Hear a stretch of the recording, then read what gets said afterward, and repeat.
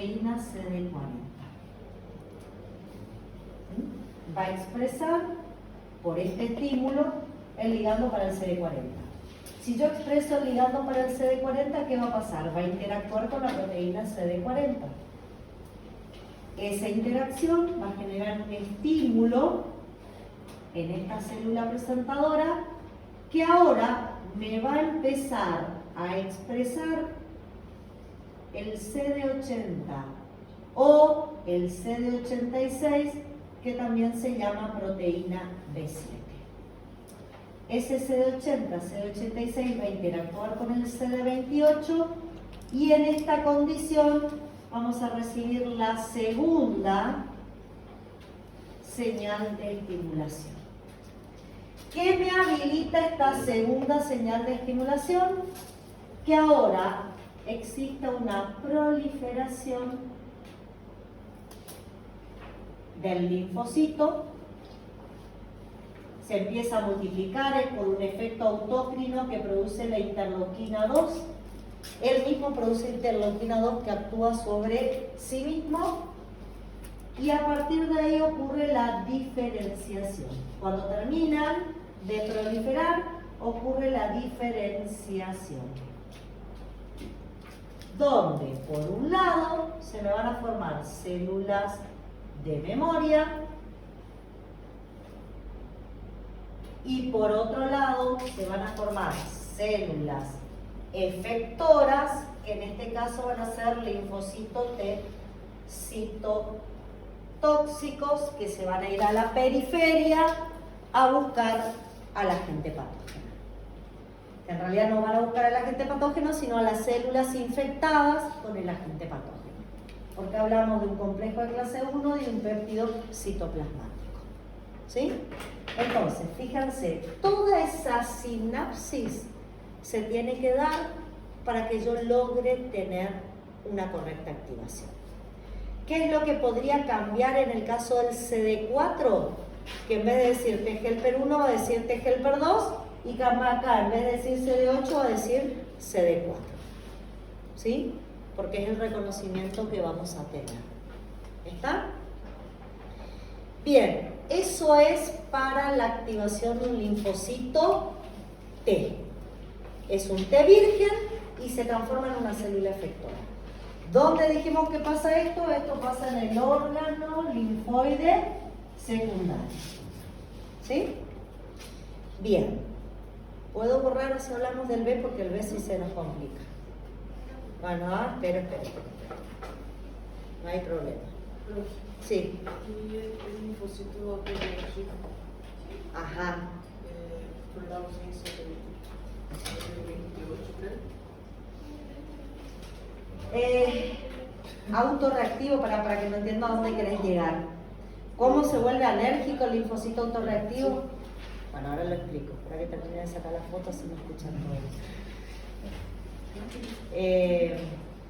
A eso vamos a ir ahora en tolerancia. ¿Sí? Chicos, la compañera me dice, ¿qué pasaría si fuera un linfocito autorreactivo? Y acá yo quiero que piensen conmigo. Esta célula presentadora de antígeno es una célula nucleada, ¿no es cierto? Por este complejo de clase 1, ¿qué puede presentar? Puede presentar péptidos extraños o propios. Ahora, ¿cuál es la diferencia? Si ella está presentando acá un péptido propio, no está activa, está inmadura. Si está inmadura, no tiene CD40 y por lo tanto esto tampoco viene. Directamente no tiene CD40. Entonces, ¿qué me pasa? Viene un linfocito T. Usted va a decir, pero una célula inmadura va a migrar a la periferia. No, va a migrar al órgano linfoide secundario. No lo pensemos ahora. Pero, ¿qué pasa si yo tengo un linfocito virgen e interactúo con una célula presentadora que está mostrando algo propio? Si este linfocito es autorreactivo, ¿qué va a hacer frente a lo propio? ¿Lo va a reconocer? Va a unirse a la célula presentadora, por más que esté expresando lo propio, se va a activar, va a expresar el CD40 Pero no hay ligando CD40. Y si no hay ligando CD40, tampoco hago que se exprese CD80 y 86. Por lo tanto, ¿cómo quedaría mi sinapsis? Así. ¿Se completó la sinapsis en este caso? ¿Qué le pasa a este linfocito? ¿Va a proliferar y se va a diferenciar? Se vuelve anérgico. Porque está reconociendo antígenos propios en un contexto de una célula presentadora inmadura. Solo cuando la que le muestre el antígeno y lo active sea una célula madura, él va a encontrar lo necesario para completar su activación. Si no, no. Y esto es una de las estrategias que tenemos para reconocer linfocitos autorreactivos que hayan podido salir a la periferia, que yo no los haya podido controlar en el órgano linfoide primario. Con esta situación no se puede activar. Hay algunas otras cosas que en la clase que está grabada en el aula la vamos a ver y vamos a charlar, no la semana que viene, sino la otra, en nuestros encuentros, pero esto es una manera de evitar activar autorreactivos. No sé si a eso ibas. ¿Ah? ¿Qué significaba que quedaban anérgicos? Anérgicos. ¿Vos te acordás que este TCR, acá a los dos costados tenía un CD3? Cuando yo le dibujé el TCR, ¿te acordás para qué era el TCD3? Para mandar la señal intracelular. Claro, porque este tenía las colas citoplasmáticas. Claro, entonces, cuando se vuelve anérgico, desaparece este. Okay. Entonces, él puede seguir reconociendo antígeno, pero nunca se activa. ¿Esto pasa en tanto CD4 como CD8? Sí, Okay. siempre. Esto es válido para todos. Ahora puedo borrar. Vamos a los linfocitos B.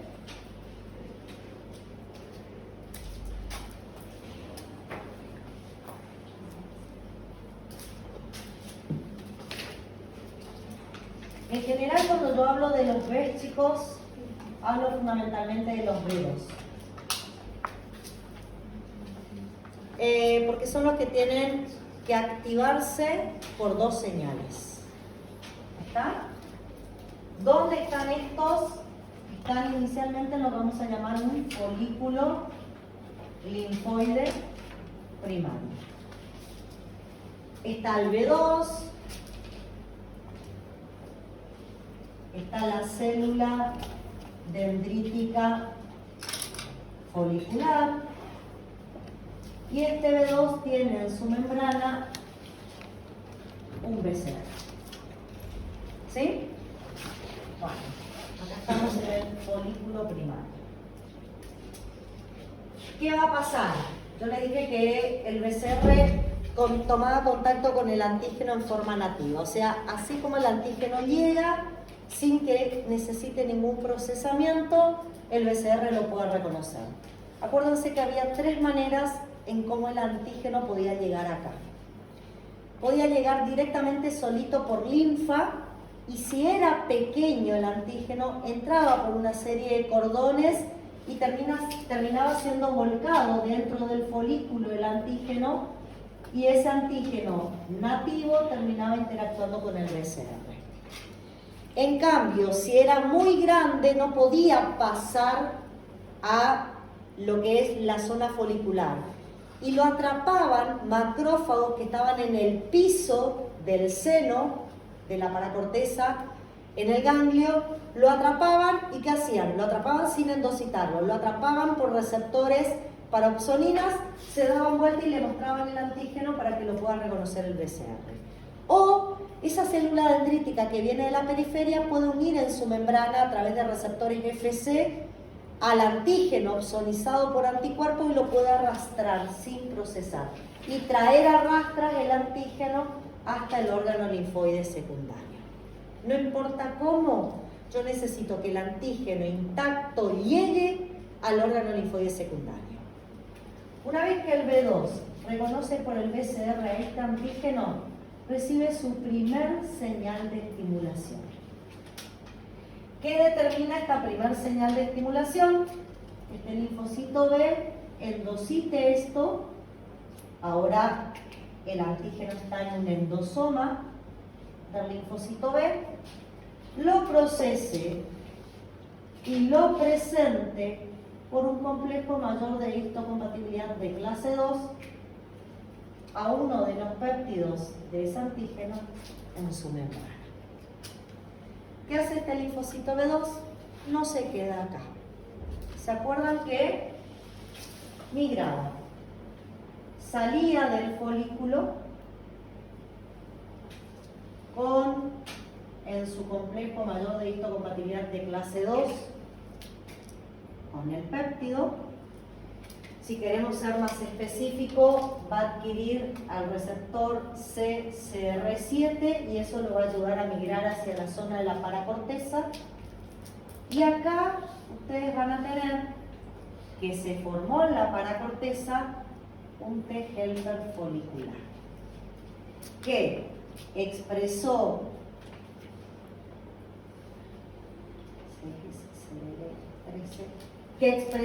a este receptor que lo está trayendo hacia la zona del folículo. Entonces, este migra hacia la paracorteza, este viene de la paracorteza hacia acá y se encuentra en la mitad de camino. Toman contacto con el TCR del T helper folicular con el complejo de clase 2. Este tiene el CD40 ya en su membrana. Es una célula presentadora madura. Si hay reconocimiento del antígeno, el T helper folicular va a expresar el ligando para el CD40. Esto va a estimular al T helper folicular y ahora va a liberar interleuquina 21 que va a actuar sobre mi linfocito B2. Esto y esta interacción le dan la segunda señal al linfocito B2. ¿Qué hace este linfocito B2 después de esto? Directamente acá va a empezar una proliferación.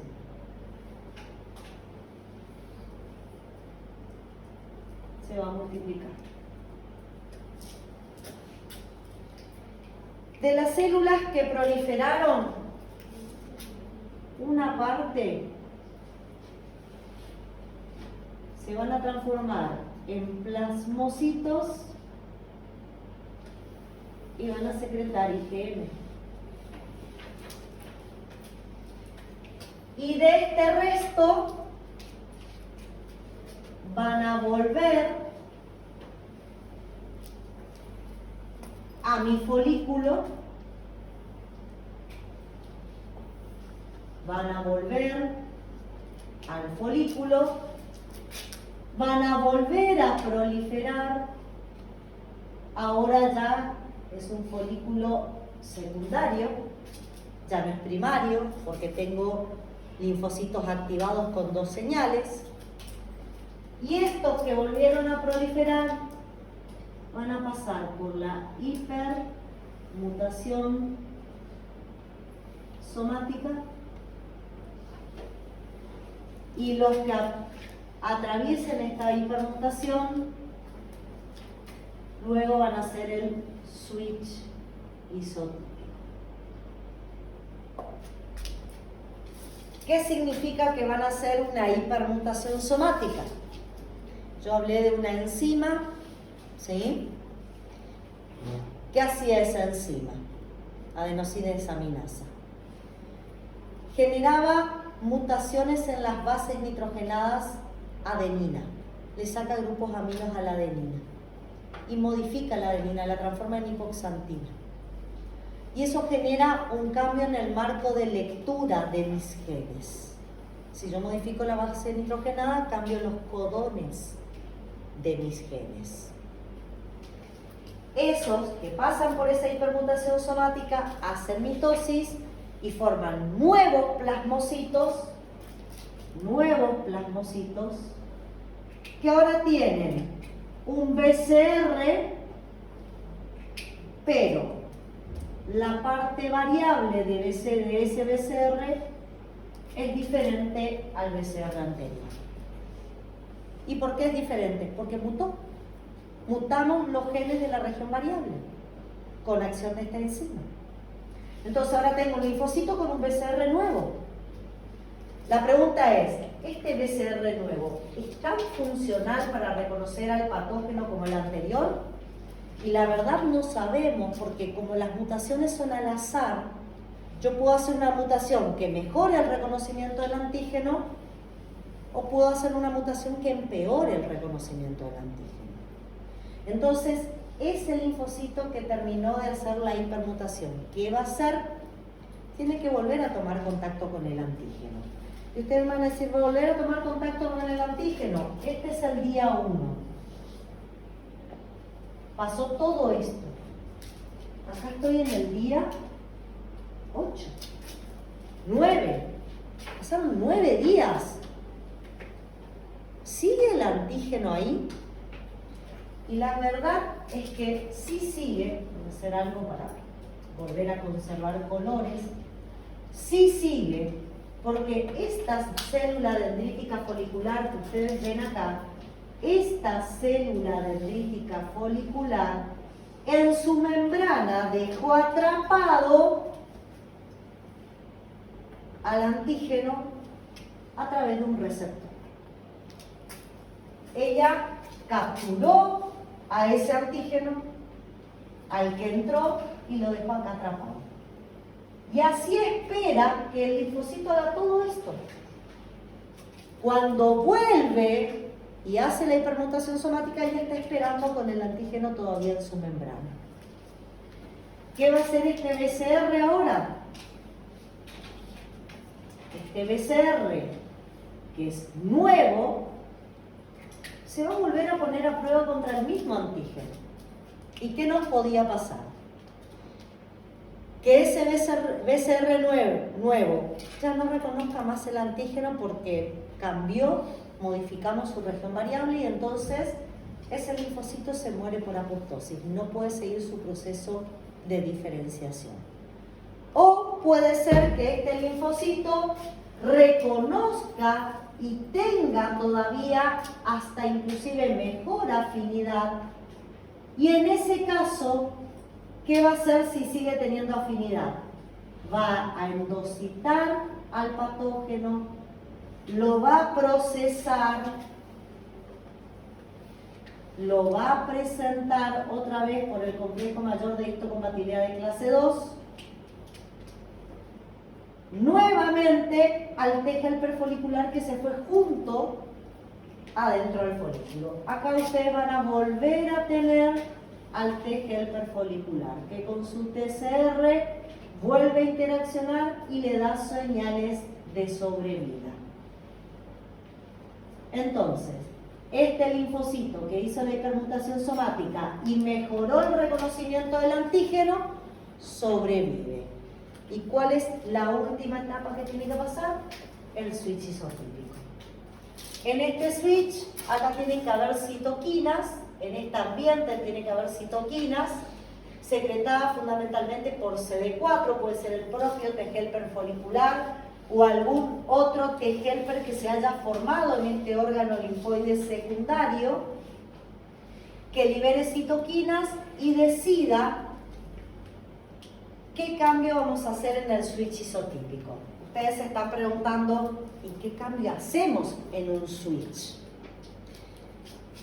En la hipermutación somática modificamos la región variable del BCR. En el switch isotípico vamos a modificar el gen que codificaba la región constante de la cadena pesada. Y era el gen constante MU. ¿Y por qué gen constante MU? Porque el BCR en general es una IgM. Y elegimos en la ontogenia, para que sea IgM, el gen constante MU. Ahora, ¿qué voy a hacer? Voy a arrancar ese gen constante, lo voy a eliminar del genoma y voy a cambiar por otro de los genes del genoma, que puede ser el gamma, el épsilon, el alfa. Depende de qué citoquina esté presente. Si estaba el interferón gamma, yo elegía el gen constante gamma. Si estaba la interleuquina 4, yo elegía el gen constante épsilon. Si estaba la proteína BAF y el factor de crecimiento transformador beta, yo elegía el gen constante alfa. ¿Y qué iba a determinar? Por ejemplo, que acá yo elija el gen constante gamma. A partir de acá, una vez que termino, voy a formar plasmocitos. Vamos a poner células plasmáticas para no poner lo mismo. Plasmáticas y células de memoria. Y esta célula plasmática va a secretar anticuerpos dependiendo qué gen constante yo elegí. Si se eligió en este proceso el gen constante gamma, los anticuerpos que yo voy a secretar acá van a ser de tipo IgG.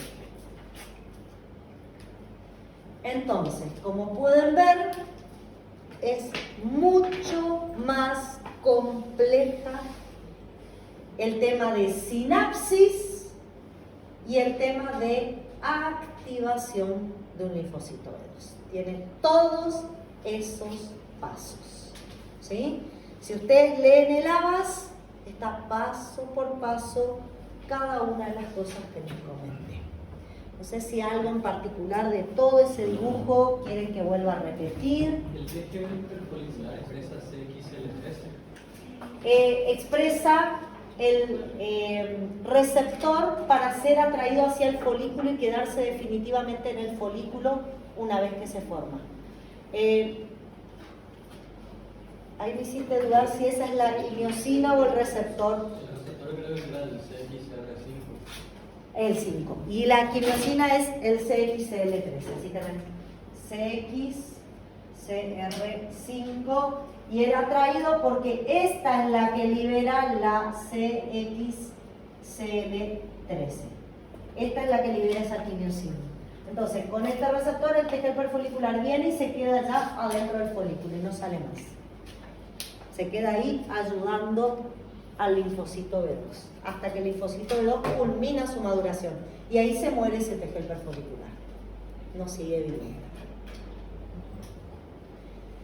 Bueno, fíjense que hay un montón de información, hay cuestiones de interacción entre células que es importante que ustedes la conozcan.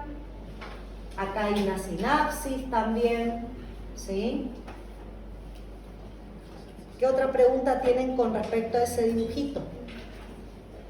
Yo les recomiendo que vayan haciéndose por pasos, primero qué pasa, segundo qué pasa. Fíjense que no hace falta, si bien el libro es extenso, sepan lo puntual. Acá, primero, el B2 con el BCR reconoce el antígeno en forma nativa. Recibe la primera señal, lo endocita y lo presenta por complejo 2. Segundo, sale del folículo y se va a la zona extrafolicular. En la zona extrafolicular, tercero, interactúa con el tejido hiperfolicular. Acá está sinapsis importante. ¿Sí? Una vez que se activa, recibe señal por la interleuquina 21 y por la interacción CD40 ligando CD40. Recibe la segunda señal, prolifera. De las que proliferaron, algunos se transforman en plasmocitos secretores de IgM y otros vuelven y forman el folículo secundario. Acá vuelven a proliferar y de ahí explicar hipermutación somática, explicar switch isotípico y la formación de células de memoria y los plasmocitos secretores de anticuerpos dependiendo qué switch isotípico hicimos acá. ¿Sí? Una vez que uno se va orientando y va entendiendo cómo es el proceso, no cuesta tanto, pero hay que ordenadamente ir haciendo los pasos. Porque si quiero aprender de una, sí. Bueno. Vos tenés un linfocito donde se le activa adentro de él una enzima llamada adenosindesaminasa. ¿Qué hace esa enzima? Se va al ADN de ese linfocito. Y donde estaban los genes BDJ o BJ que te codificaban para la cadena liviana y pesada de tu BCR, esos genes que estudiamos allá en ontogenia B, en médula ósea, esos genes los voy a volver a tocar. Viste que vos seleccionaste al azar un B, un D y un J. Eso que vos seleccionaste y que quedó ahora en el ADN de esta célula, ella le va a introducir mutación, o sea, va a ir a todas las adeninas y le va a sacar los grupos aminos. Y va a hacer que la adenina se transforme en una hipoxantina. Te va a modificar las bases nitrogenadas, o sea, te va a introducir mutaciones. Una vez que esa enzima termina de actuar, ese linfocito hace mitosis, forma dos células hijas que van a formar su BCR. Pero el BCR de estas dos células hijas, ¿van a ser igual al BCR original? Ya no, porque la adenosíndesaminasa hizo que la zona variable se modifique.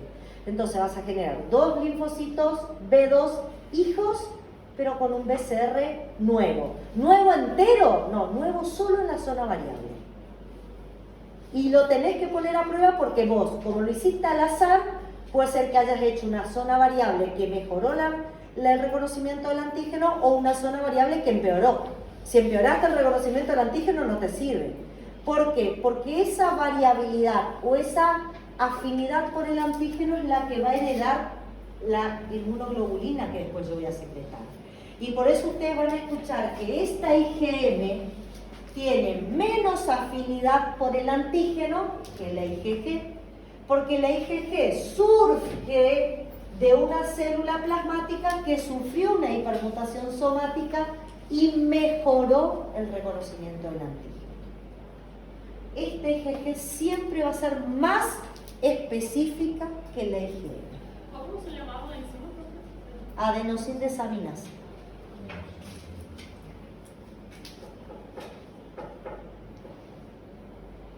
Bien. Si se organizan y se ordenan, no va a resultar difícil. El tema es que nos tenemos que ordenar con esta información y saber qué significa cada cosa. ¿Ah? ¿Nos van a preguntar los genes de las cadenas del PCR y BCR? ¿Sabes qué pasa? Cuando yo te pregunte ontogenia y te diga, ¿cómo se forma el BCR en una ontogenia? Y vos me vas a tener que decir que vas a reordenar o reorganizar genes. Y vas a tener que saber que vas a tener que reordenar y reorganizar los genes BDJ para codificar la región variable de una cadena pesada y los genes BIJ para reordenar las cadenas livianas. No te queda otra. Para BCR y TCR tenés que saber que se llaman BDJ y BJ porque lo tenés que explicar a eso. Que hay varios genes, que elegís uno al azar, ¿sí? Eso forma parte de lo que es ontogenia. Bien, ¿alguna otra pregunta que quieren que hablemos de eso?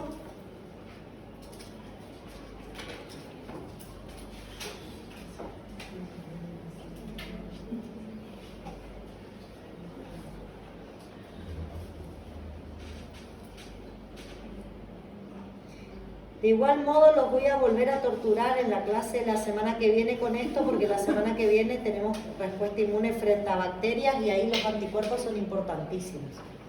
En bacterias extracelulares no hacemos nada si no tenemos anticuerpos, los necesitamos sí o sí. En virus por ahí, como vimos o estamos viendo esta semana, por ahí no es tan interesante la presencia de los anticuerpos. Bueno, y en parásitos más aún. Cuando veamos parásitos la clase que viene, sí o sí de vuelta todo esto. Y acá en el switch isotípico, obviamente, tiene que haber interleuquina 4, porque yo quiero elegir el gen constante epsilon para que acá sea una IgG. Son todas cuestiones mínimas que tengo que ir manejando porque eso van a ser a la diferente respuesta que va a tener, por ejemplo. Es bastante interesante entender cómo el sistema inmune va haciendo sus funciones. Bien, ¿algún otro tema que tengan por ahí marcado? Blanco, vos tenés todo marcado pero no me preguntaste nada. Nada, es que quería escuchar eso. Ay, bueno, pero ¿y todo No, torturame con algo, yo sé que te gusta. no, yo tenía mi duda con la vía clásica, porque la vía clásica básicamente te habla de una activación mediada por anticuerpos, pero ¿siempre es la última en activarse o eso depende si es una prima infección o una reinfección? Te respondiste solo, o sea, vos necesitas para activar vía clásica anticuerpos. primo infección, para tener anticuerpos tuviste que llegar hasta acá, por lo menos. Hasta acá. O sea, día 1, por lo menos día 7. Para tener por lo menos IgM. La IgM ya te ayuda a activar vía clásica. ¿Sí? La IgM es más eficiente para activar vía clásica que la IgG. ¿Saben por qué es más eficiente la IgM que la IgG? Por la cantidad de... Por Porque el la pentámero. IgM es pentamérica y ustedes para activar a la proteína C1 del sistema del complemento necesitan que C1Q se una por lo menos a 2 porciones FC. Y si ustedes tienen una IgM, tienen 5 porciones FC. C1 se activa C1. En cambio, si yo tengo una IgG, tengo un solo FC. Necesito otra IgG vecina al lado de esta para tener 2 porciones FC y que la proteína C1 del sistema del complemento se pueda activar, si no, no se activa. Pero es lo que vos decís, si es la primera vez que ingresa y no estás ni siquiera vacunado frente a ese patógeno, vas a tener que esperar 6 o 7 días. En cambio, si ya tenés anticuerpos, se puede activar en el mismo momento que la vía alterna o la vía de las lectinas. Generalmente la primera que se activa es la vía alterna acompañada de la vía de las lectinas. Pero la condición es que activas solo vía de las lectinas si el patógeno tiene hidrato de carbono, si no, no te sirve la vía de las lectinas. Claro. Y ahí también, en base a eso, surge otra pregunta que tengo ya de complemento. En vía alterna, ¿por qué uno dice, bueno, en vía alterna C3b se une a patrones moleculares asociados a patógenos? ¿Y por qué si uno dice, en términos generales, sistema de complemento actúa frente a bacterias? Hasta ahí. Pero, ¿por qué cuando uno habla de vía alterna uno hace hincapié del simosan de la pared fúngica, hace hincapié en otros patrones moleculares, por ejemplo en el Trypanosoma cruzi? Sí, bueno, ¿sabes por qué? Porque el C3b, ¿qué es? Es una proteína. Y para que vos digas que el C3b se te deposita, significa que C3b tiene que establecer enlaces reversibles, fuerzas de Van der Waals o algo con otra sustancia. ¿Con cualquier sustancia lo hace? No, es una proteína, tiene determinados aminoácidos. Esos aminoácidos solamente se van a unir a otra estructura como el simosan o membranas que no tengan ácido ciálico, porque el ácido ciálico repele al C3b por las cargas eléctricas que tiene. Porque el C3b tiene muchos aminoácidos con carga positiva. Entonces, si yo tengo mucho ácido ciálico, que son mis membranas, se repele, no se puede depositar. O sea, se va a depositar solamente en aquellas estructuras donde él encuentra afinidad. Y, o casualidad, son estructuras de agentes patógenos, de determinados, porque no sobre todos. Pero después la unión del C3b con factor B y eso, después que se depositan, el factor B se va a depositar sobre la superficie de agentes patógenos bacterianos. Se va a depositar sobre la misma superficie donde tenés el C3b. Acá se te va a depositar el factor B. Pero entonces no sería solamente bacterias. Patógenos que permitan el depósito del C3b. En general son bacterias. También lo puedes depositar sobre hongos. No sobre virus y prácticamente no sobre parásitos. ¿Sí? Que no sé. La verdad tampoco lo que tiene un parásito en su pared atrae al C3b. Si bien se puede, depende de qué tipo de parásito, puede tener alguna molécula que permita el depósito de C3b, si se llegase a activar el sistema del complemento frente a parásito, la pared es tan gruesa que no existe la posibilidad de formar poro de ataque lítico. La opsonización, perfecto, yo tengo un parásito de este tamaño y este, no, así. Este es mi parásito, este es mi macrófago. Se me llenó de C3b acá. Bien.